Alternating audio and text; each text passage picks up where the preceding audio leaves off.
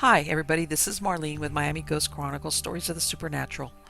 And I hope you enjoy this new show, whether you're viewing it on the internet or listening to a podcast version of the episode.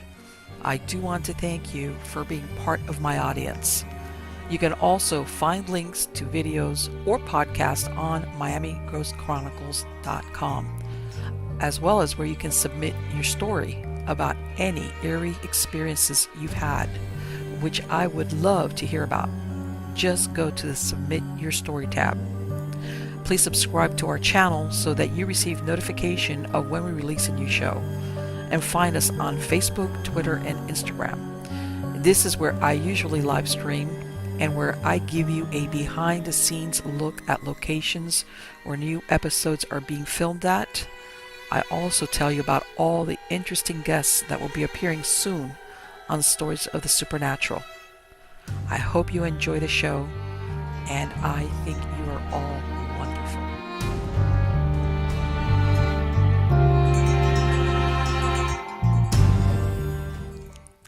Hi, everybody. This is Marlene with Miami Ghost Chronicles, Stories of the Supernatural. How is everybody doing today? I'm good.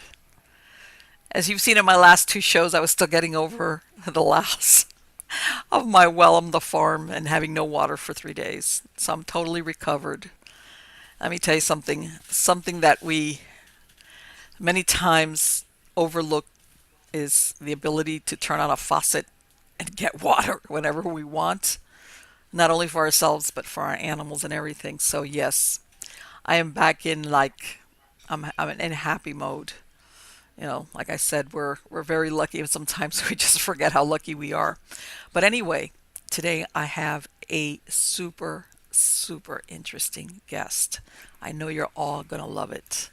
This is a lady by the name of Carolyn Cory. Now, Carolyn is a futurist, a filmmaker, an international speaker, and visionary author of best-selling books on consciousness and quantum healing. As a child and throughout her life, she has always been deeply connected to spiritual topics, the study of consciousness, mechanics of the universe, and the discovery of the divine. Now, also, in addition to writing and producing, she has appeared as a guest expert in numerous live and television shows, including seasons 9 and 10 of History Channel's popular series Ancient Aliens. She also, as a film documentary by the name of E.T. Contact, They Are Here, or also known as God's Among Us, The Science of Contact, which I think is such a fascinating subject. But before we get into that, let me bring Carolyn on. How are you doing today, Carolyn? Hi, Marlene. I'm doing great. Thanks for having me. Absolutely, my pleasure, totally. Carolyn, before we get into the subject of your present work as an adult, I'm going to ask you what I ask all my guests.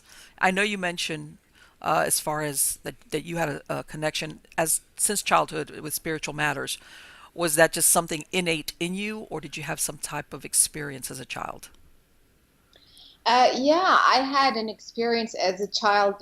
This bio that you read Mm-hmm. actually does not explain the background. Before I started writing and making films, it all started for me as a child having an experience, and the most important, I want to say, important experience, because I've had different ones, but the most impressive one, I would say, is at the Okay. age of 5.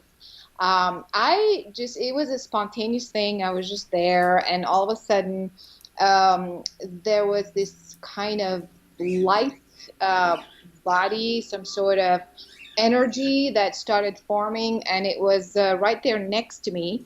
And we started exchanging information. I was literally communicating telepathically with this thing.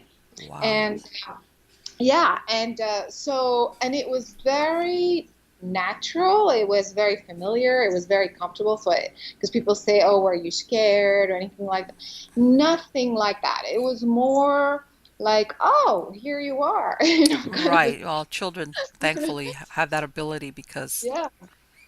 And so what happened, the reason why this experience is really, I think, the turning point or the starting point, it's because I realized that I could see them, I could hear them, I could sense them, and I could understand everything about them in that split second. In other words, I kind of knew who they were, where they came from, without them having to say, and, like introduce themselves. Hey, we're this or that. So I realized also that I could see the subtle energy in a very unique way. Um, it's kind of like your brain doesn't work in the same way as it's working right now as a normal human, where you ask a question and then your brain kind of looks for the answer and then you look for the words and then you it doesn't work this way. It's kind of like Okay. your whole brain taps into the consciousness of those beings, and Wow. it's as if, yeah, it's kind of like you become them, and it's like a stream of consciousness that kind of brings both things together so that you can understand um, exactly who they are, what kind of energy they bring, and communicate. And so the information was going back and forth in the form of codes. I could see little, tiny little codes that were kind of transferring from them to my brain, and my brain would kind of process those codes and deliver the message. So you can really, I mean, you can I see. was I, Let me ask you.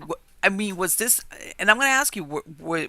Was this just out of the blue? Was anything happening? I know as a 5-year-old, life is very simple sometimes and basic. But was there anything going on around you when this occurred, as far as externally in your own life?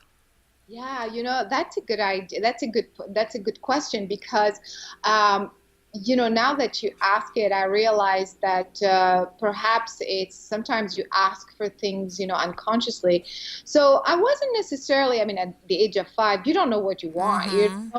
You don't like go, oh, I wish there was an angel or something. Right. Exactly. I remember that what was happening, I was a very lucid and conscious observer. I remember looking around and kind of noticing how adults were behaving, Mm-hmm. and and it was actually that day was Christmas Eve, and Oh. um, and so I was kind of observing how humans, I mean, like the adults in my Right. life at the time, were kind of occupied with like the tree and stuff and dinner and like, festivities and stuff like that. And I kept kind of wondering, but where is the love? I could not feel a sense of love. I felt that I was looking for an energy behind all these festivities and activities and whatever Right. occupation. So I think that's what was happening. I think I was noticing that there was a lack of deep connection and love all around me. And I'm not talking just my parents or anything, like Right. just in general. And I think that perhaps in my own way on an unconscious level was looking for something bigger and Right. you know And receptive to it, obviously. And then what happened? Did that happen again, or? yeah. So at that time, I think the most important message or effect that this experience had was that they told me that they were part of the same stream of consciousness, kind of the same lineage, but I could feel that and sense that. It was very familiar. And Mm-hmm. they said that if you want to continue, we're going to be with you like the rest of your life. But if you want to communicate, you have to focus your mind in a certain way, just like you're doing right now. They were kind of like walking me through the process as I was doing it. And they're saying you have to ask, you have to focus your intent and ask for this connection, and the communication will happen that way. So that was that, and so this connection kind of stayed, but not so obvious in this way. It was kind of like on and off throughout my Right. childhood. But I remember they would kind of pop up every time I had some sort of, dilemma or like big Okay. question. Or, for example, fast forward to the age of 10, I remember in school. I was in a Catholic school, and they were Mm-hmm. talking about in the catechism class or something. They were Mm-hmm. saying, I remember the teacher was saying that humans will never reach God because it's just so beyond. And, Right. um, she was saying, like, kind of give up almost. You have to just Yeah. Right. Exactly. And I remember I got so mad, and I just kind of got up and left the class, and I Oh my gosh, you yeah, had to walk out. and I started to talk to the beings. I said, what is the point if we're being educated that we can never reach our creator, and what am I doing here, and this is stupid. I was like kind of like Right. angry. And so I saw them pop up again and kind of explain certain things. And so these are the types of follow-up experiences that I had on and off until I was adult. And I realized that, oh, well, this is not as common. And then, of course, I started to explore um, the mechanics of it. I was very fascinated by how did that just happen? How Okay. is it possible that one person can hear and see subtle energy and get like downloads and Mm-hmm. speak telepathically, and nobody around them has any clue? How does that work? And Okay. so by me asking these questions, I got into the whole topic of consciousness. And so I started developing methodologies for, the mechanics of consciousness, how each person, what is consciousness, how is it, what is the nature, what are the properties, what is the difference between your consciousness, my consciousness, somebody else's Mm-hmm. consciousness, how is it all connected, so on and so forth. And that was my work as an adult. For like 20 years, I wrote books and lectured and, taught people to do things that I could do and stuff like that. Let me ask you, Carolyn. I see you. You referred to them as they. Was this like a collective they that all Yeah, were there? Okay. it was Okay. like it was like a group, and it was interesting because the numbers and the names, it's not at all like a human Mm-hmm. thing, but they felt like 7 or 12 beings Okay. as a group, but at the same time it was one consciousness. And at Mm-hmm. the same time, when I focused on them, it felt that there was thousands and thousands and thousands. So it's one of those things where it's not so linear. It's kind of depends how Right.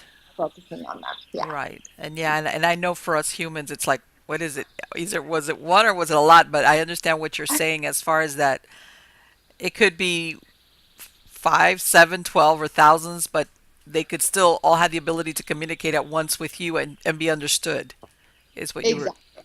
Okay. Yeah. So did you ever tell your family, your parents, about what you were experiencing, or you kept it to yourself? I kind of kept it to myself. I didn't, that was a good thing, I think, because I think if I started talking about it and everybody would be like, no, no, no, you're crazy, there's nothing Right. wrong. Yes. I think, yeah, like most kids, I think I would Right. have shut it off. So I kind of, and I noticed that I was kind of an observer, like I said earlier, but wanting to understand, how it worked before I spoke about it.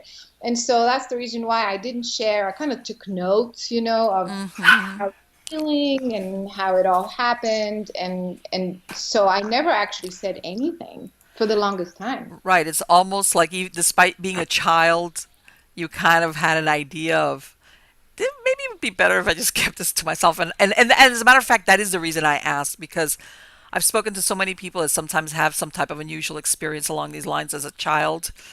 And when they tell their parents, some of them, they're told it's your imagination.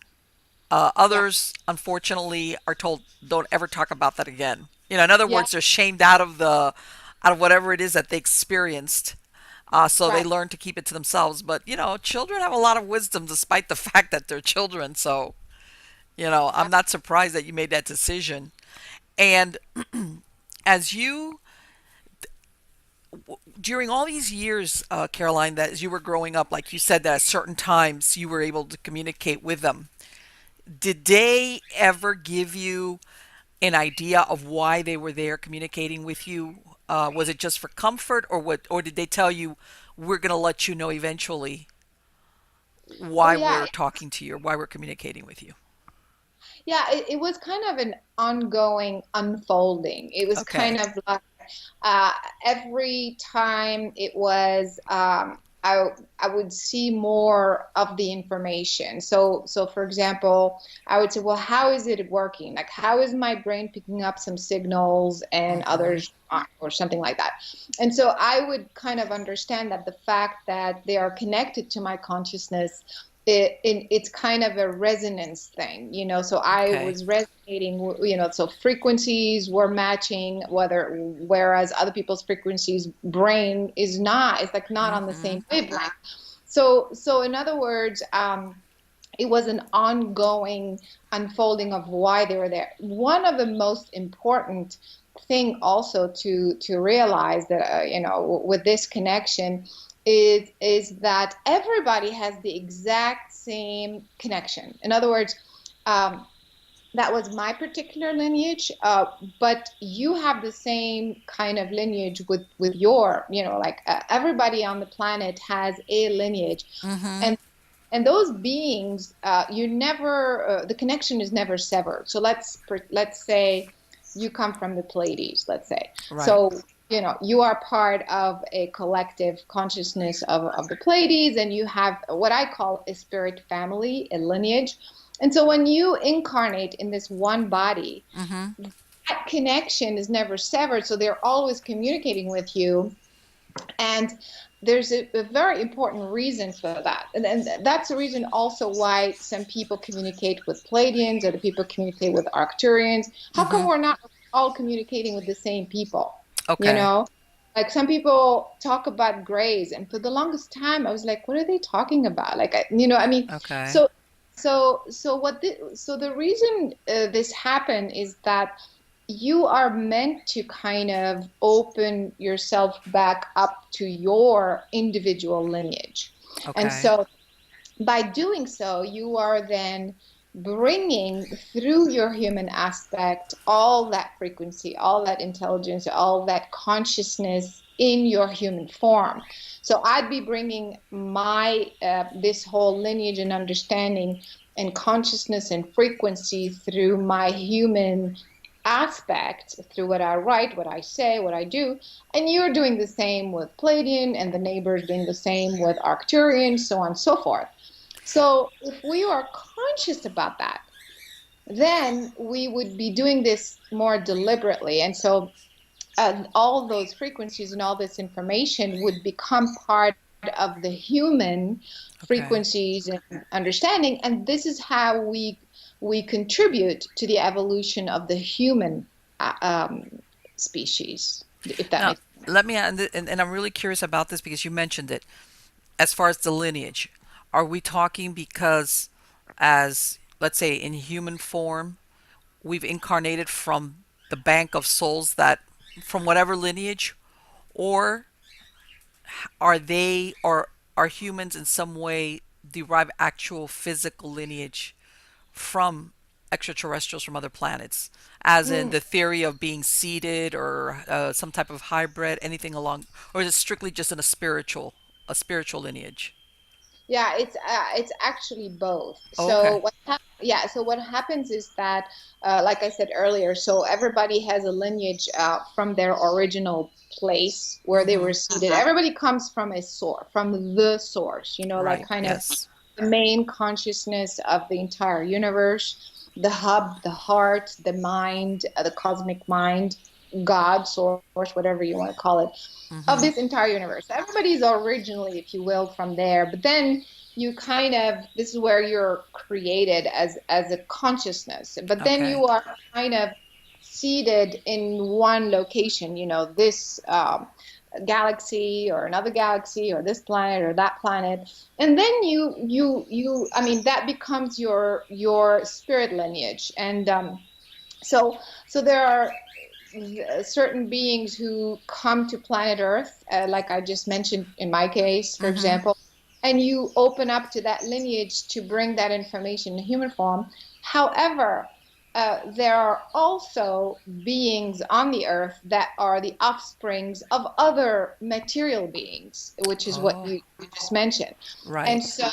so now imagine that you're from the Pleiades, Mm-hmm. and I keep saying that. I wonder if you are. Who knows? We're I'm gonna have sorry, to but check. my pie chart doesn't go back that far. I'm Yeah, laughing because I'm one of those that did the that that you can get your ancestry done.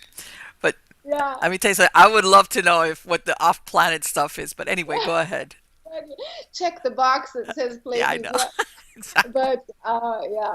So anyway, like let's pretend that you then are part of the Pleiadians and then you come to the Earth, but you're not here just to implant your lineage, but then that soul group is so advanced that they can create a kind of a hybrid consciousness that is half human, half Palladian, like different in different percentages. But you have to Right. be advanced enough to be able to create another material species. So Mm-hmm. then this other being that is also on the earth, maybe it's your neighbor for all we know, Mm-hmm. uh, they're not exactly doing the same thing as you because then their lineage is kind of a mix of different things, as opposed to you coming straight from a Palladian and straight kind of implanting that frequency, if that makes sense. So Yes. it ends up being different levels and different layers of combinations of DNAs and lineages. Um, and uh, and so on the earth right now there's a huge percentage, it's a very high percentage of humans. Obviously everybody looks human, Mm-hmm. but I think there's about two-thirds of the humans that are not totally organic, like pure human, if you will. They're kind Really of, yeah, they're kind of a mix of this breed and that breed and this other breed. Doesn't mean it's good or bad. It just means, different. yeah, it's just different. Yeah, And how yeah. long did they ever tell you how long they've been doing this? Is it because I know, for example, every time they discover some type of, ancestor of man, or in the link, but they always say, but now we found something new, and there's always that typical missing link. They have a lot of different theories. Have they been doing this with humans from prehistory, or are we talking more modern times? You're talking about the ones that are creating a hybrid species within the Right, human. Yeah, exactly. actually, it's a more complex question, but Mm-hmm. I think just the simpler answer is this has always been happening Okay. since the beginning of time, but more for a purpose of evolving the consciousness and more kind of in a subtle way, is more about mutating the current human species to like an upgrading, like to keep Right. upgrading it. However, about 200,000 years ago, this is a kind of a bigger story, but I think there's a race that came to the Earth and other planets, by the way, it's not just planet Earth, Mm-hmm. and kind of, uh, I want to say, blocked it from the rest of the universe Okay. and started to, because, the human species is very young, Mm-hmm. uh, very young planet compared with the rest of the universe. And so Right. the human species is very, very young. So Mm-hmm. these beings came and they kind of blocked it from the rest of the universe. And they started doing experiments. In the beginning, it was just more of a curiosity. It's kind of like, oh, let's put this little baby in this room and not Mm-hmm. feed it for 10 days and just see what happens, like, you Right. know, and then they were like, oh, well, look, the baby learned how to survive on its own 10 days. Well, let's push it. Let's try it 15 days and see. You know what I mean? Like they Yeah. kept kind of pushing the game until Mm-hmm. it became dangerously not so funny anymore. And it Mm-hmm. started to kind of, uh, it kind of became a prison-like kind of experiment because it went on for 200,000 years, and so Right. they started to kind of, oh, well, let's mix the baby with the dog DNA and see what that happens. Oh, And then you know what I mean? So it was, there started to have, they started to have very dangerously misguided and misaligned intents with this game. And so that 200,000 years of this, then you end up with a species that's kind of a bit messed up, which yes. you can look around and Yeah. and see the result of that. Yes. So obviously, I'm not saying that Well, there are no, and no. you know what? You answered my question because you were describing how there's different groups that whether it's a spiritual lineage or that there's actually some type of physical connection as far as the type. And I was thinking, are they all nice? Do they all get along, or are some of them very respectful as far as like you said when they're engaging with humans, whether it's on a spiritual level or otherwise, or are there's like what you just described? Um, how far, to use a very human term, can we push the envelope in Exactly. this creation of, or basically putting their hand into the mix of developing either behavior or physical characteristics? Are they all nice? Do they all get along? Yeah, no, exactly. So what started to happen, some groups, some beings were like, "Whoa, wait, this is we're kind of playing God here, you know. Mm-hmm. There are limits to what we're supposed to do. Don't forget, it's a juvenile uh species, so you're kind of like I said, like you're playing with the baby and the baby cannot defend itself. Mm-hmm. And so, but the baby ends up growing up in that room. Oh, by the way, did you see that movie Room? If anybody's seen it, it's an amazing story. It's just called Room, and I it's know which one you're about talking about, but no, I have not seen yeah, it. yeah. It's about actually a child that is born, I think, and grows up in a room because they were a prisoner anyway. So just to say that then the species evolves with this mentality of being prisoner. Okay. And so with that evolves, so when that started to happen, other groups, of course, felt that this wasn't the right thing to do. And Mm-hmm. so that's the reason why now we end up with different groups that are completely, in conflict. Some of them have been part of the game for so long that they don't even know it. They don't even know what else is out there. Okay. Um, and other beings are extremely conscious of this whole thing and how it evolved, and they're trying to help and stop it. And so this is kind of where we're at right now. It's Okay. these different groups of beings doing different things, trying to fix the problem. Does that make sense? Yes, absolutely. And for people that have claim that they've been abducted, Mm. as in basically being physically taken, and have they ever talked to you about anything like that as far as whether they do it or whether other groups do it or why would they do it? Um, because I imagine there's a school of thought that say, okay, well maybe they're here, they observe us, but that's all they do. Or if they have contact with us, it's not so intrusive. And then you get the people that are saying, abduction sometimes throughout childhood into adulthood or once, et cetera, et cetera. And is it just that we're talking different groups?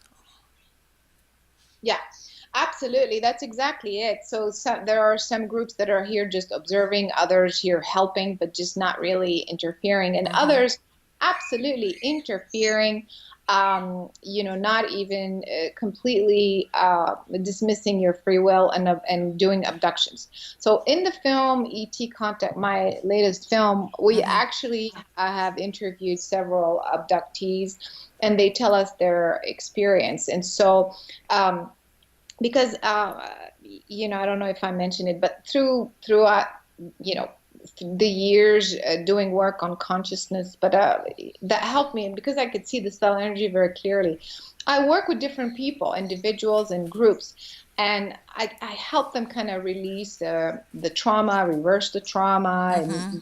and kind of go into the subconscious mind and kind of do that sort of work as well. And Okay. so when we were interviewing, the folks who said I was abducted, I want to say that most of the time, um, there was absolutely an actual abduction experience. And in fact, I can see the ships myself, and I can see what happens on the ships.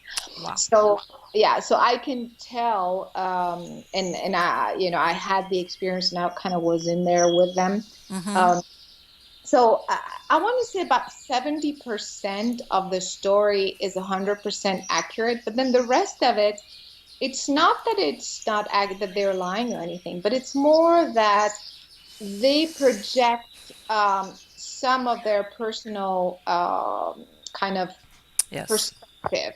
And it's not that they're doing it to deceive you or anything, Mm-hmm. it's a coping mechanism. So, for example, they say that they were abducted, they look around, there's other people there.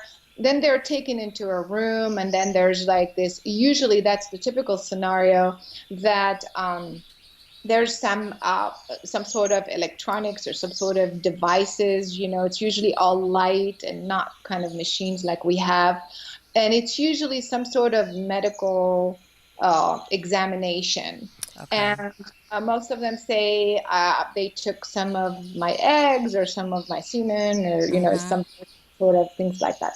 And so I feel that because it's kind of an intrusive, obviously, and forceful experience, some of the details get a little bit diluted or confused around, the story.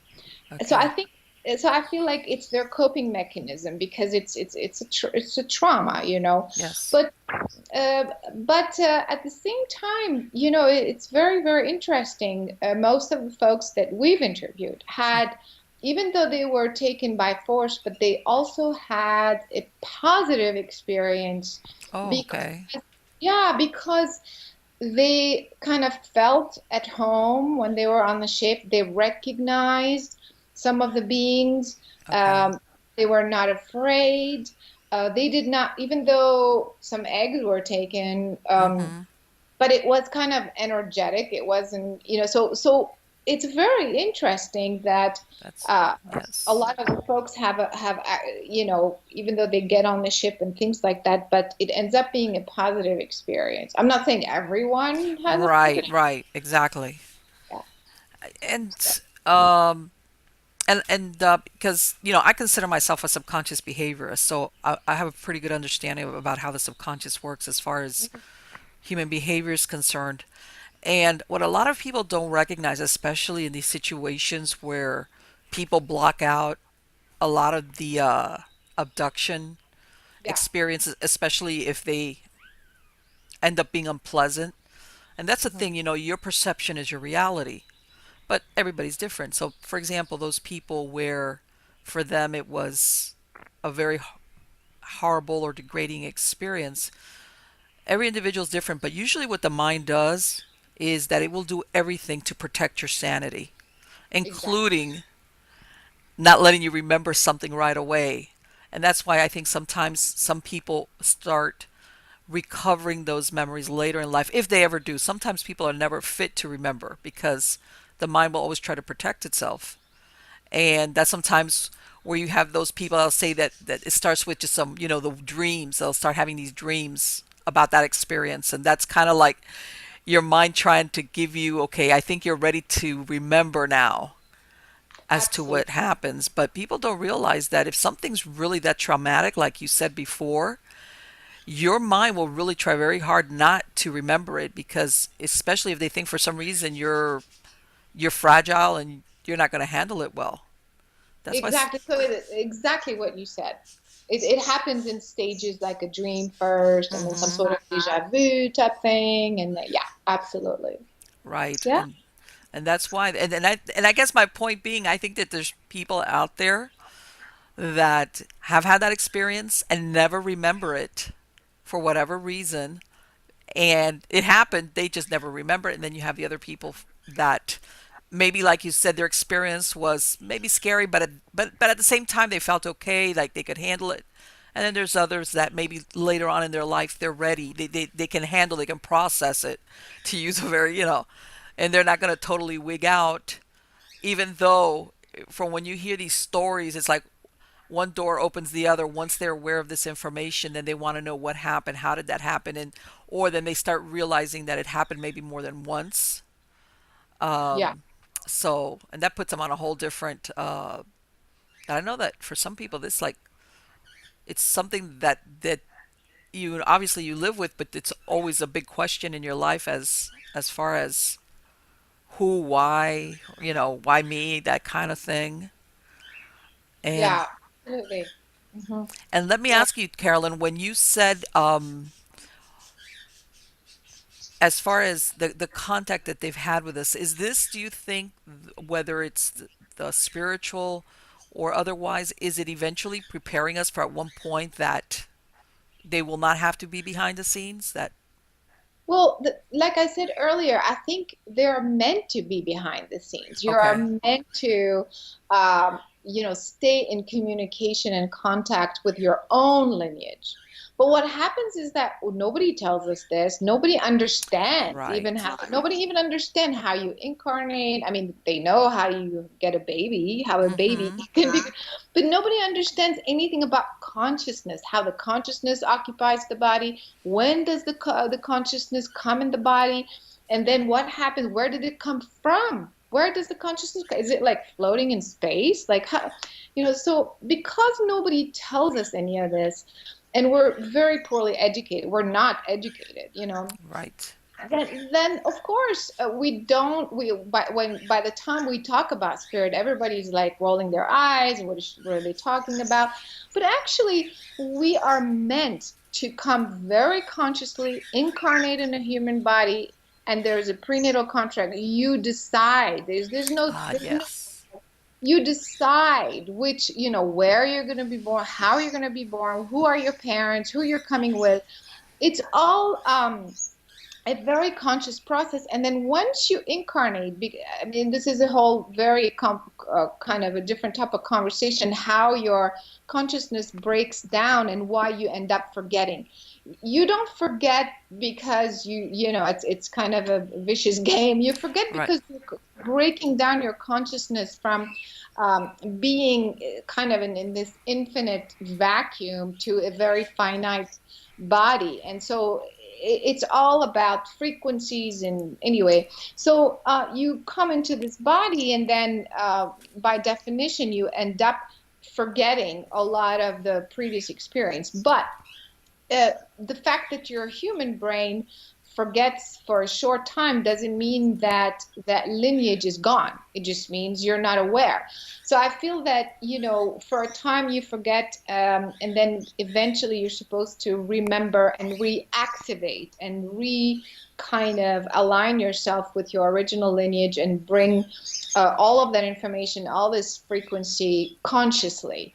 And so to me, at the end of the day, everybody on planet Earth Hmm. is having an experience. Let you me know, ask you, is it possible that somebody that does a past life regression under hypnosis will regress into a lifetime on another planet? In other words, in a yes, non-human lifetime? all the time. I see this all the time. That's what I do actually. And Okay. so I get most of the time I see somebody is struggling with something, and as you well know, since you work with the subconscious Hmm. and regression stuff like that, sometimes it's some sort of trauma in a past life. But Yes. what I see is the trauma is not even from a past life here. The trauma is way, way, way, way before you were ever a human. So think Hmm. about that. I mean, so that takes you back to a whole different, I mean, level of consciousness. And so going back to something very important that you mentioned, and that we were talking about, which is, do we all like I think everybody is still connected. Okay. Everybody is still having a mess, is still that conversation, that flow from their spirit lineage into their human brain is coming through. Okay. through dreams, through vision, through meditation. And I think it's depending on your individual story, your individual contract, how much, like you just mentioned earlier, you're capable, how much you can handle. Yes. And the more you can handle, the more you're going to have these experiences become, conscious. And so some people come in already knowing that they can handle that much. Mm-hmm. I'm not the only one. There are other people like me Right. who at a very young age were capable of handling, having a being standing right there and you're talking back and forth and nobody Mm-hmm. else hearing and things like that. And so for those kind of people, it's usually to, carve the way, to lead the way into this sort of understanding, but everybody is still connected to their spirit lineage, no exception. That's how it works. Right. And I imagine also that, like you said, that sometimes the soul or spirit picks and choose the circumstances that they're going to incarnate. So I imagine also that has to do with, of course, your environment. What they call nature versus nurture. It has to, I guess, affect your ability or willingness to remember to experience certain things. Um, as far as like in let's say in your case that you have this direct communication uh, with since childhood, all the way into adulthood, and then you will get maybe some child that maybe because of their environment they were at that, let's say at that age at 5 years old, this they wouldn't be able to handle it the way you did. Yeah, exactly. Everything is different. So I imagine, like, I understand what you're saying, that it's going to depend on what are the circumstances and the emotional makeup or mental makeup of that individual person at that time. But also you decide beforehand. That's what I was saying. Right.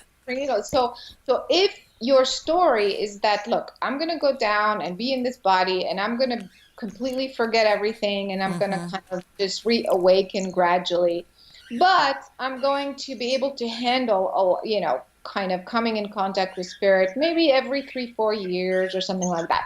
So you kind of beforehand, that in your case you're going to be able to handle it at the age of 5. This is going to happen at the age of 7. This happens at the age of 10, whatever. And we're talking about the main important events. We're not talking about what's going to Right. happen Yeah. The minute. here. Yeah. I The mean, the. yeah, yeah. And so because of that, you're going to choose the circumstances that will allow that. So if you are meant to have a very powerful, positive experience, you're going to choose an environment, maybe parents or friends or who are going to like be there, but kind of be oblivious and kind of leave you alone or whatever. Yeah. Sometimes that's a good thing. Yeah, and sometimes, and if you're not meant to awaken, you're gonna create an environment coming in that's Hmm. not gonna even allow you to explore it until at a later time. You see what I mean? So Yes. kind of Yes. works together. We're a lot more conscious about our contract and the bigger events in our life than we think. Right. Yeah. I know. As far as just we just don't remember it. Exactly. Right. And of course that makes sense because it kind of like if, in other words, being aware of what maybe how many hundreds, thousands, who knows, many years of prior incarnations, whether they're human lifetimes or who knows. I think it would just distract from the purpose of what you're doing, or that you, like you said, you agreed to beforehand, before incarnation Exactly. into a human body. Yeah, and it's actually, I mean, you're supposed to forget, like I mentioned earlier, because it's just too much information. It's like Hmm. you've incarnated thousands and thousands of time, and then you're trying to figure out what this earth is about. It's like you can't, it's not necessary for you to be remembering everything about your entire existence. So prior existence, that's one thing. It's hard to focus on your human life and create it. That's one of the reasons why it's useful to remember. And also another thing is when you come in as a human, you're part of a matrix, I mean, time space continuum that's unique to the Earth, that's different than other planets and other, galaxies or whatever. And so the idea is to experience this awakening and creating your reality within this time space. In other words, when you're in spirit form, you think of something and it just happens. It's Right. just Yeah. there. You know everything, you're tapped into everything. But the idea is that you're here in this human form operating within a time space continuum, and that automatically is going to give you this experience, the illusion of time and space, and therefore the not knowing. In other words, if Right. I think about this, if you know exactly every single thing that's going to happen every single minute of your life, like who's going to knock on the door, what you're going to eat, how you're going to feel, how you, So I do it. It's be yeah, so boring. exactly, why do it? Yeah, absolutely. It's kind of, Absolutely. it's like you crunch your entire life into nothingness, into this instant knowing of Hmm. everything. And so it defeats the purpose of existing with that within time space where things unfold through time space gradually in this gradual matter. I guarantee people complain that, they want, psychic information, like what's going to happen this and who's going to say that to me tomorrow Yeah. and am I going to meet this guy and again, you kind of, it defeats the purpose to know everything about everything. That's the point of forgetting. Well, yeah, no, well, that's for example, psychic advice is only great when they tell you what you want to hear. If they don't, Uh, like, what a bad psychic. Because, of course, you're hoping for a certain, you know, scenario to play out. Now, let me ask you, Carolyn, in these conversations that you've had or this knowledge that they've imparted, are they traveling interdimensionally? Are we talking, and I know for us humans, everything is linear, or are we talking that they have found some way to bend time and distance in a way, of course, that we don't know or understand? you mean the seas, Do they relatives? travel? Are they, in other words, can they project themselves spiritually without physically being here? Yeah. If they do they do it interdimensionally, or are we talking time and distance? Like you said, these stars normally, we look at them as far as the way we understand light year travel. It would be way, or have they Yeah. found a way to basically travel these distances in a very short time, not the way we understand it? Yeah, of course, the travel is instantaneous. It's the whole technology that we have based on propulsion doesn't make any sense Right. whatsoever. But anyway, to go back to your question, when, the typical scenario is when somebody passes, when they die, Hmm. they shed the physical form, usually within 3.5 days. The consciousness, goes through a sort of another, it kind of continues to exist but within the earth plane. Okay. And so the earth plane is actually, if people are interested, they need to look at, well, actually in the film I have an animation of the earth planetary grid, which actually divides time and space and explains how dimensions work, um, and how there are specific black holes and wormholes Hmm. that are specifically positioned, if you will, throughout the planet. Obviously, it's a harmonic, and Okay. so what happens? So those wormholes allow you to transition from a three-dimensional existence Hmm. into another pocket, let's say, Okay. another frequency range, but you're still within the earth plane. If you can, this earth grid, if you can imagine that it expands, it wraps around the planet at 5 to 7,000 miles above the surface of the earth. So Okay. if you imagine this whole matrix, if you will, Hmm. around the planet. So And within this matrix, you have a bunch of all these wormholes and all these things. So when you die, you go through one of these wormholes, and then you transition into this extra additional another dimensional space, so that Okay. you're no longer in physical form, but you are still close enough to the human form, Mm-hmm. because you're still within this matrix, this Earth grid matrix, within close to the frequency of humans. And so Okay. that's in this case, it's usually after 3.5 days. In this case, the deceased relative is actually physically here, Okay. meaning they can still go through this wormhole, make themselves appear to the. I've had so many people tell me that, oh, my grandfather died, but he came to me the next day and told me he was okay. Right. And Yes, I've heard that so often myself. Yes. yeah. And so because they're still here within these 3.5 days, they can still do that, if you will. But then Mm-hmm. once they pass these wormholes and they are in a different dimensional field, then it depends. Most of the time, they have to reincarnate again. There is a kind of a time period, Mm-hmm. and so where they cleanse, and they, kind of go through their Right. whole, a cleansing of all the stuff they haven't completed or what have you.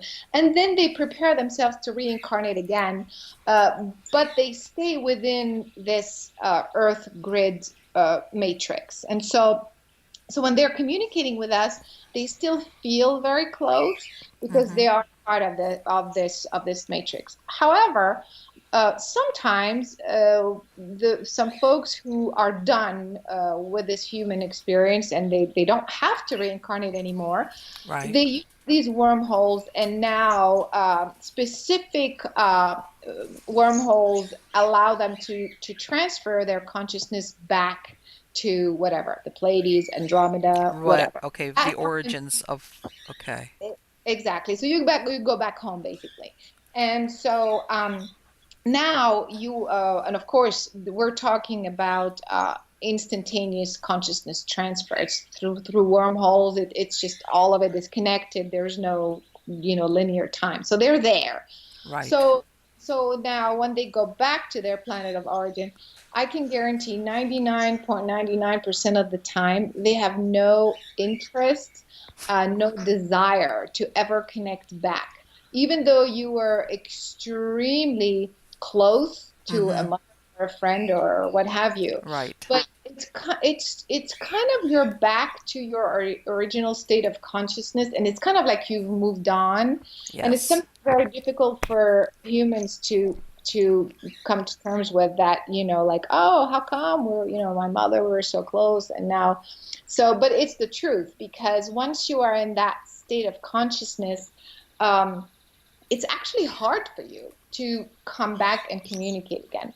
So that's a typical scenario. I mean, again, it doesn't mean that you don't ever communicate. It just means that's a typical scenario. But then if you do communicate, then now you're in the Pleiades, and then you're not physically here, but your consciousness can send the telepathic message anywhere in the universe. And of course, uh, in to the person that's the relative that's still in human Or form. the person that wants Yeah. to. Yeah. And I know that because I work with so many people who, say, can you help me? My mother just died. Da, da, da. And I can see, and they say, well, I feel her here.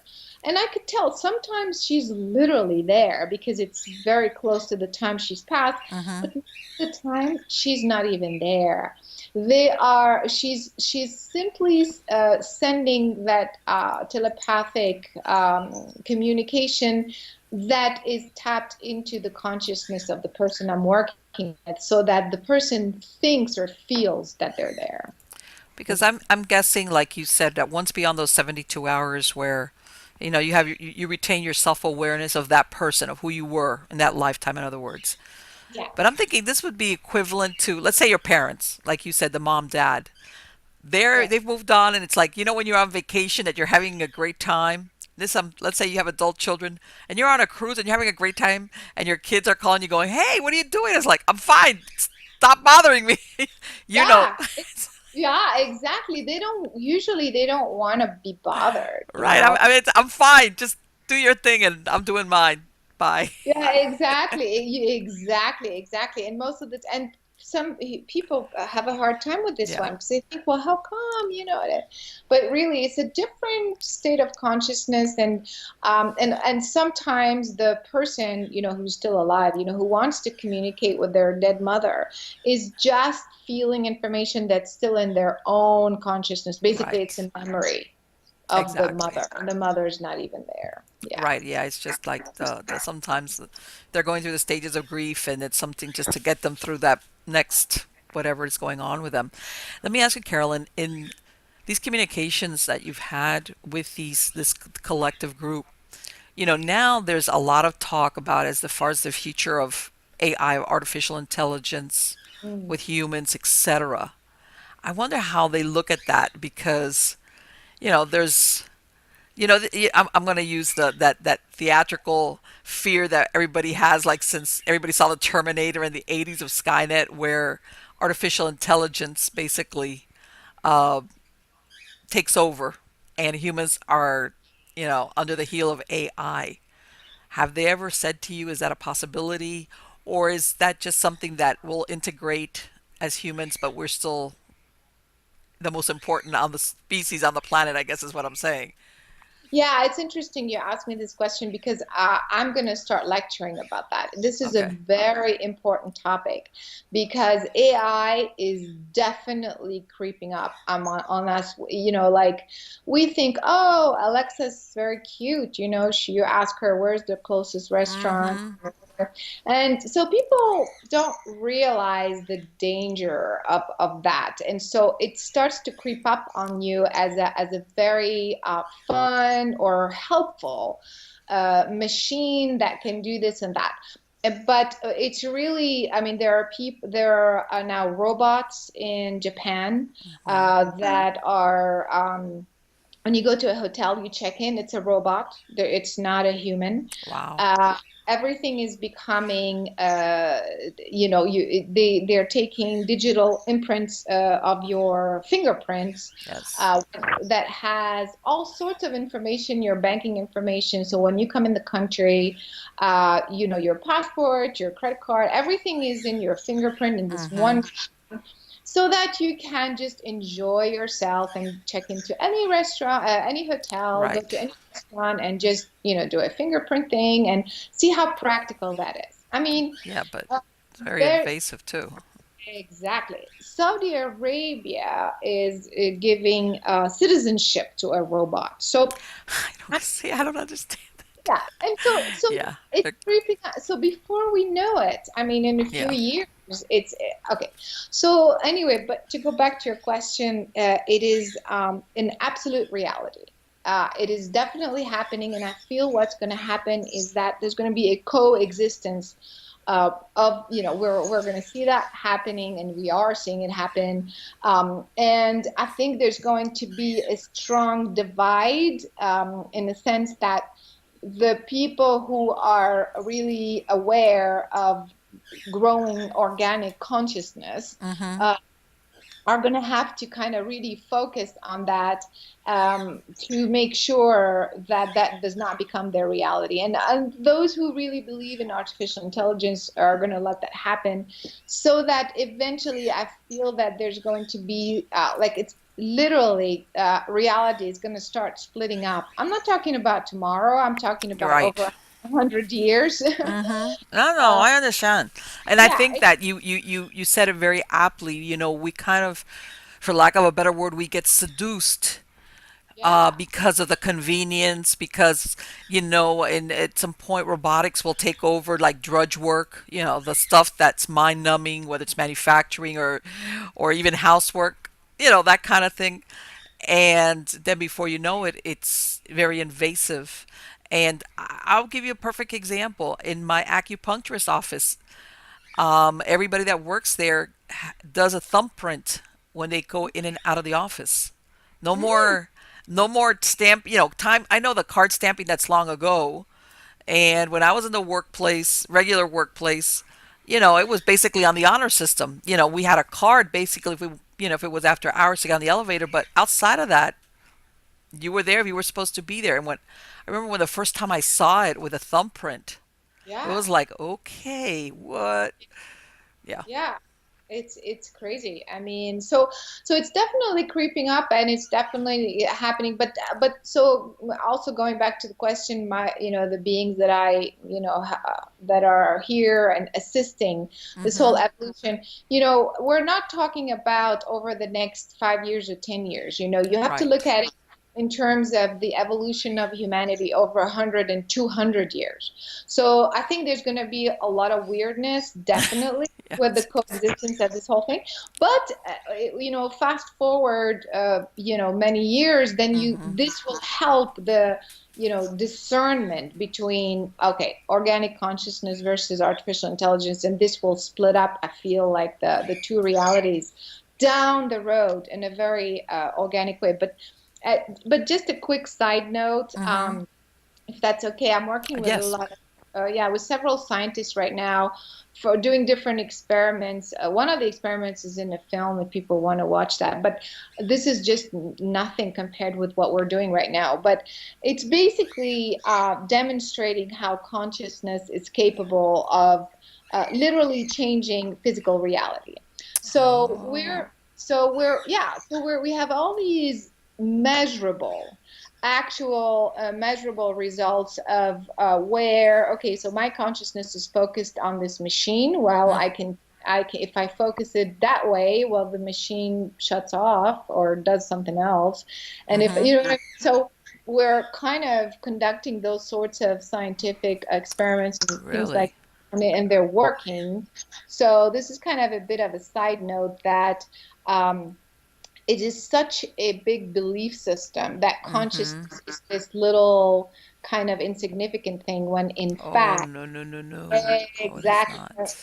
exactly, when consciousness actually is capable of mastering of physical reality in ways that are so unbelievable. Right. So So what you're talking here is manifestation, the consciousness, not manifestation, but actually being able to affect what you're describing. Let's say a mind piece of over machinery, in other words, almost like PK ability, I want to say, or not exactly that. mind over matter. Mind over matter. Wow. Yeah. I believe it. Yeah. And I think that's what's going to happen with that, this whole arrival of the artificial intelligence, and, understanding how your consciousness, what it's capable of doing. And you see how those two kind of schools of thoughts are going to be very, um, I mean, clear. It's either this way or that way. Well, I You have to think make a I think choice. that the humans for a long time have underrated them, like you said, the ability of the human mind or consciousness. It's like I Yeah. think because we get too scattered too easily sometimes as far as concentration or focus. Yeah, absolutely. So that's the reason why I'm going to start actually for, because I still do conferences and things like that. Mm-hmm. And so actually the topics is very much that, preparing people how to handle what's coming and how it's kind of creeping up. Yes. Strengthening, the consciousness, and, doing all these scientific research and experiments.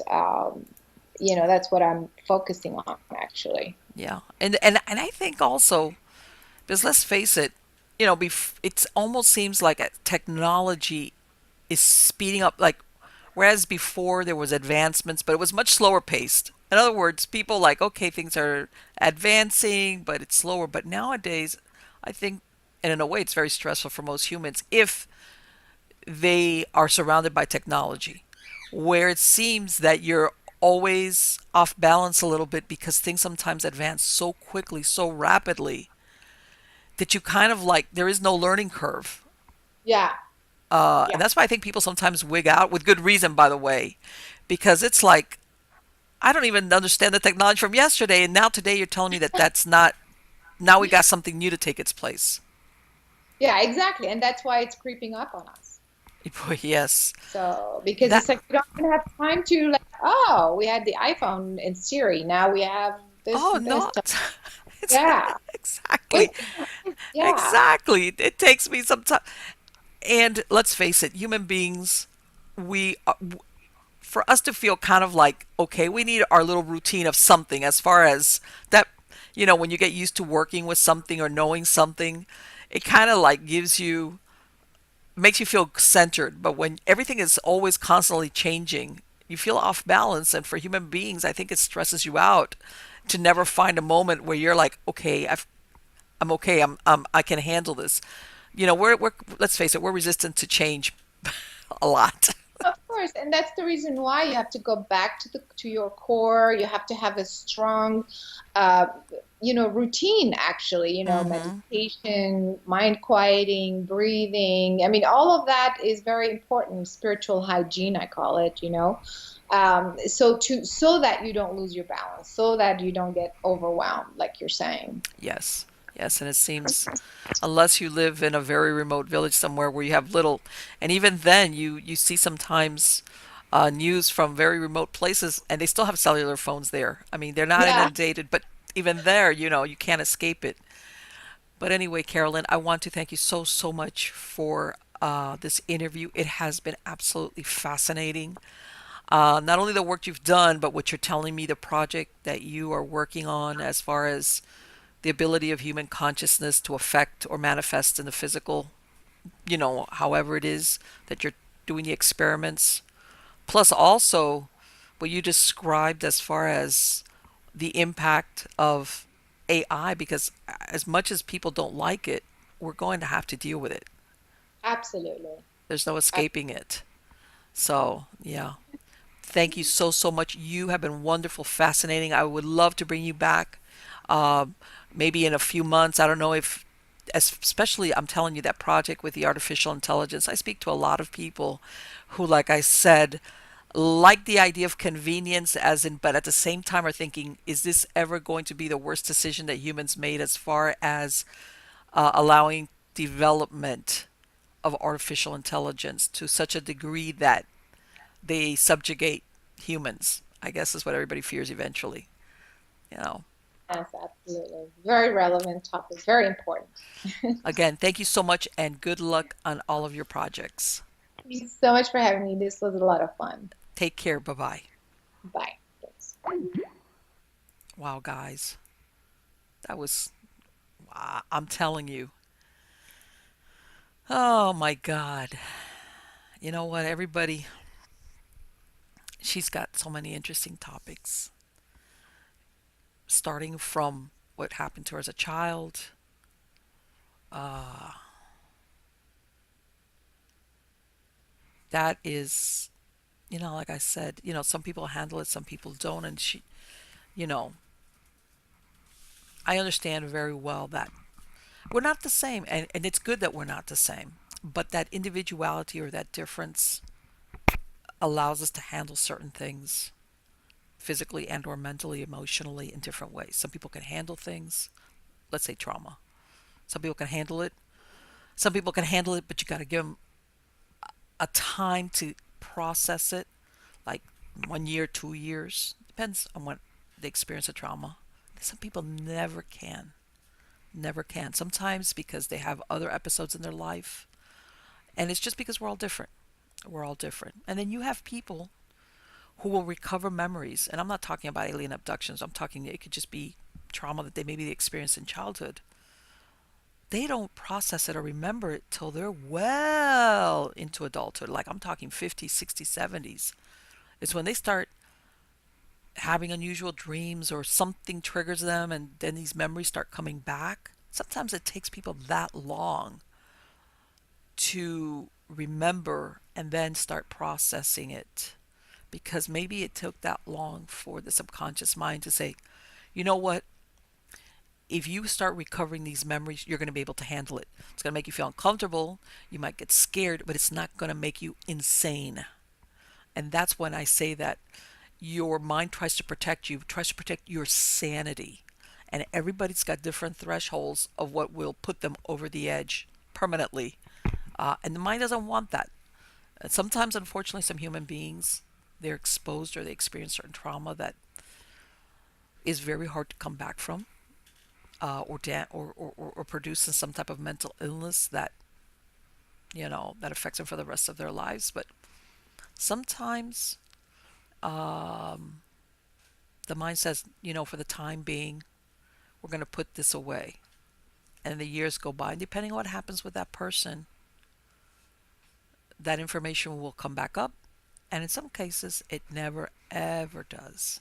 It never does, because that person bringing that information forward would utterly destroy their mind, their sanity. And she made mention of, towards the end, which I think that is like, I mean, let's face it, I know as a hypnotherapist, human beings are very resistant to change. It's very simple. In our minds, change is equal to pain. And we're very basic, pain or pleasure. And for us, change equals pain because it's the unknown. So we're very kind of resistant to change. And after a while, you learn how to navigate those waters and push yourself forward and get through the uncomfortableness. Like when you start a new job, or let's say you go to school or something, and you don't know anybody, and you don't know what they're thinking or what they're saying, and you feel really uncomfortable and you don't like it. Then before you know it, a week passes, 2 weeks pass, 3 months, a year, 4. Yeah, somewhere along the line, that fades away. But that uncomfortableness makes you almost like, I want to go home. I want to go to my comfort zone. You learn to work through that. Some people, they don't like that uncomfortableness, so they resist change. And what she was talking about as far as AI, the point I'm trying to make is, I'm not kidding, guys. You know, you know, nowadays they've got a lot of shows about extraterrestrials.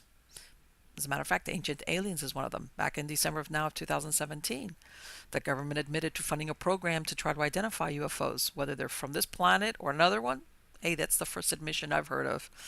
So all of a sudden, what some people think of as like, yeah, okay, yeah, there's UFOs, whatever, is like, okay, well, somebody's spending money in the government to find out if they're real. Does that mean? Because, yes, of course, they have had experiences and captured footage of crafts that just do not work like any of the ones we know about. Now you have that. You have how fast technology speeds along. Same thing with AI. Like she said, giving citizenship to a robot. What is that? Okay, so human beings, for us, um, it's speeding along, I think, too fast.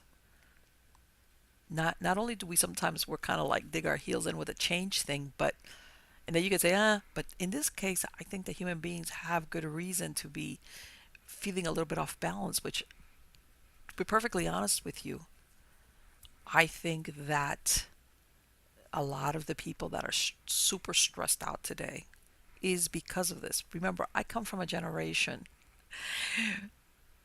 Yeah, we had phones when I was a kid. No, not that.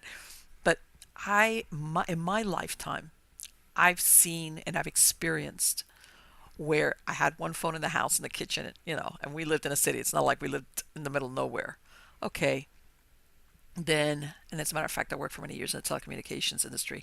Okay, and then, little by little, you saw the first computers, MS-DOS, beepers, emails. I've gone through that whole range of technology that's progressed and progressed and progressed. Answering machines. And all of a sudden, the phones before, when they had those block phones that you had to be really, really rich to have those block phones because they were, first of all, they were really expensive. Or if you had one installed in your car, before you knew it, everybody had a phone. The flip side of that is you were expected to answer the phone. Okay. I remember nowadays, most people that work um, for different companies or agencies, they got GPS transponders on your vehicle. Okay, talk about monitoring. Okay, now can you imagine? Um, I mean, in other words, I've seen the progression of AI, because really what it boils down to is AI. Because what happens is all these things that are going on in the industrialized world, as far as this, a lot of it is driven because it's just too much for a human being to monitor, that they have what they call bots or things to monitor and to, pick up what, in some cases, depending on what industry it is, algorithms, or hey, this happened, or, hey, that workman that we have in this truck that's supposed to be at this address, why are they at that address? That kind of thing. And after a while, for human beings, this can wig you out, and with good reason. And that project that she's talking about, I think that's super interesting as to how we're going to handle it in the future. Like she said, even, and I think a lot of human beings are now kind of putting their brakes on, because it's like, yeah, it's great. If I had a robot that came and did my housework or does the drudge work, but man, do I have to worry that one day? Let's take a scene from my robot. My robot decides, sit down, you're not going anywhere. Physically, they're made of metal, they're more powerful than you are. Or Terminator. Let's do the Terminator version. We have an AI super super duper computer become self-aware and basically take everything over, because all of our systems that run our cities, our government, everything are computerized. Because that's really what the theories of it was about Skynet, that it would become take over, and since it was already basically hooked up to everything that we depend on to run our lives in the modern world, that's how they were able to do it. It's going to be very interesting. It's very interesting. I think robotics does have a future for us, absolutely, because it has sprung up from out of our intelligence. But at the same time, I can see where sometimes certain things are done or invented without really thinking. In other words, the invention is, well, it will solve this problem, but sometimes I don't think they look beyond as, well, it'll solve that problem, but what other problems are going to come with once you solve that problem, but in place of that one, now you have three other more severe problems as a consequence of that, is my point. Like this is like, sometimes when they'll introduce a species of animal or insect to an environment trying to take care of thing, and then that thing does that, but then it becomes more invasive than the original invasive species they were trying to eliminate, that kind of thing. Like it grows heads. And I think sometimes it's, in the sciences sometimes, and and it's not even the robotics. There's a lot of stuff going on with the human genome, as far as she mentioned it. Sometimes it begs the question, where are we getting these ideas from? She's here talking that we have a connection through lineage, through distant planets in other galaxies, and also that there's human hybrid products as far as humans. And then you hear now not only of AI, but some of the sciences going and doing work with the human genome. In other words, let me use another Hollywood example, because it kind of picture paints a thousand words. The Island of Dr. Moreau, where we're working with not a hybrid of human and animal. And you might think, well, I'm going to give you a perfect example. A few months ago, I had a conversation with a priest who was a professor at a university, and one of the I was asking him what classes he was teaching, and he explained to me that he was doing a class for bioethics. I said, bioethics, how interesting. And I said, what is that class about per se? He goes, well, this is about the ethics of when they start doing work exactly like that in laboratories with either cloning or human genomes, or in that case, he gave me an example. I believe it was in a lab out of the United States in Spain, where they were working with splicing human and pig Yes, like oink oink. Uh, Bioengineering, something along those lines. I was like, what? And I said, but why are they doing that? And he says, because they want to prove they can. And that to me was like, again, okay, you want to do it because you want to do it, and then what? That's. And I'm going to give you a story. I'm going to go real quick before I end the show. This was many, many years ago. I don't know if you all remember that Omni magazine. I still believe it's published. I'm not sure. I lost track of the actually publisher. It's still just on the internet. But anyway, Omni magazine for many years. I think this was back in the 90s when I read this article. It was always posting articles about science discoveries or things that they were working on. And this was right around the time that they were starting to really unlock the secrets of DNA and the human genome. And I remember the article, it was describing how in the future they were considering being able to clone a human being. And I'm sure you guys have heard of this. But back then in the 90s, this was like, when I read it, I was like, man, this just doesn't sound right. Where they would clone a human genome, a human being, in other words, take out the part of the brain, in other words, manipulate it so that, in other words, it would only have the part of the brain that you need for the body to stay alive, the breathing function, the to keep the respiration, blah blah. But all the other part of the brain that makes you who you are, your individuality, would not be there. And that the idea for this was that this body was going to provide body parts and organs. And I'm sure that there's been theories even of like if you're super duper uber rich, that you just get a clone of your body in case you ever need a spare part, whatever it might be. But like I said, this was back in the 90s when I read this article in Onion. I was like really disturbed, and I'm pretty open minded because, believe it or not, it's not that they could do it because let's face it, the writing's been on the wall as far back as when they started cloning sheep. Surprise! Because now a lot of these labs are held by private firms. It's not like a university that depends on grant money.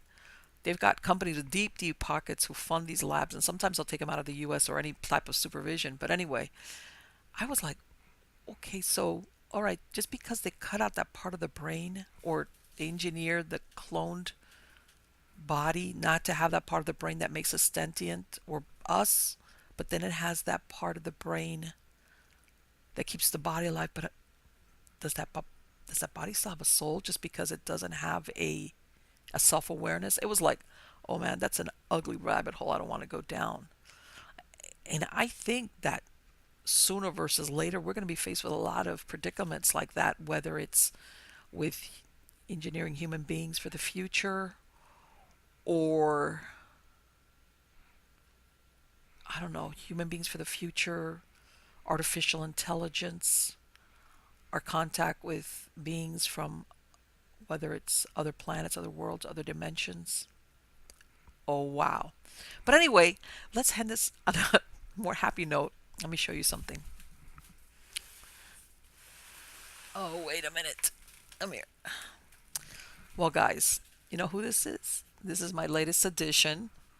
Okay, I haven't named him yet. He's so cute. Here he is. Here he is. Let me give you a little bit of backstory to this baby. Back in March, I rescued a rescue. I follow all the rescue, pet, when people lose their pets on the internet, they post them. I saw this little dog and I contacted the people that found her. They were trying to find the owners. And I said, look, if you can't find the owners and you can't keep her, let me know. Sure enough, about a month later, 2 or 3 weeks, they contacted me and they said, look, we've taken her to the vet. She has no chip. We have posted signs all over the place. We've put her on this different internet sites for when people, nobody's come forward for her. We can't keep her, etc. Make a long story short, she's down there. She's my girl. She's a little white poodle, toy standard poodle. So I bring her home, cute thing, good girl, real sweet girl. And of course, but she had her hair grown out. I take her to the vet because I have other dogs that get her checked out. Sure enough, no chip. I start giving her vaccinations. In the process, the doctor said, you know what, let's not all do them at once. Let's just do them every 2 weeks. And anyway, she looks to be in good shape. about 3 weeks ago. I finally get her. I had to groom her over for her and my other two dogs that got the longer hair. And when they shave her, I look at her and I go, "Oh my God, she's pregnant." What happened is that she's just one of some dogs, like just like people, they pop when they're pregnant, and some she wasn't. I was like, "She's pregnant." I run to my vet. They're like, "Yeah." She had a tummy, a little tummy. She just wasn't. They took an X-ray and they found two puppies in there. Unfortunately, I had to. She ended up. She couldn't birth one of them, and she had to have a cesarean. They tried to get her one, and apparently one of the puppies died because it was stuck in the birth canal. To make a long story short, if you looked at the puppy, does not look like a white poodle, does it? The vet's telling me, look, I look at that puppy, and this puppy looks like what she mated with was possibly either a pit bull, a larger pit bull, or an American bulldog. Because that's why, as a matter of fact, the vet told me that the puppy that died was even bigger than that one at birth, and that's why she couldn't birth him. In other words, he goes, it was no poodle head that was trying to come through. So, for all those people that think that certain dogs can't mate, surprise. But anyway, that's my latest addition. I'm very happy with my new boy. So, if anybody's got suggestions for a name, probably by the time this show comes out, I'll have thought of a name. I've got a few thinking, but I'm so happy. I got scared there for a while because, and I wish both of them were survived, but yes, that's my good news. So guys, I hope you like this show. Thanks for coming every time that I put a show out. Please go to MiamiGhostChronicles.com so you can submit your true story. My True Believers, just go to that tab. Catch me on Facebook, Twitter, and Instagram. Or if you're listening to the podcast version, you can go to Stitcher, iHeartRadio, iTunes, Mixcloud. I'm all over the place, and just look for Miami Ghost Chronicles or Stories of the Supernatural, and you will find us there. And again, thank you so very much for being part of my audience. Take care.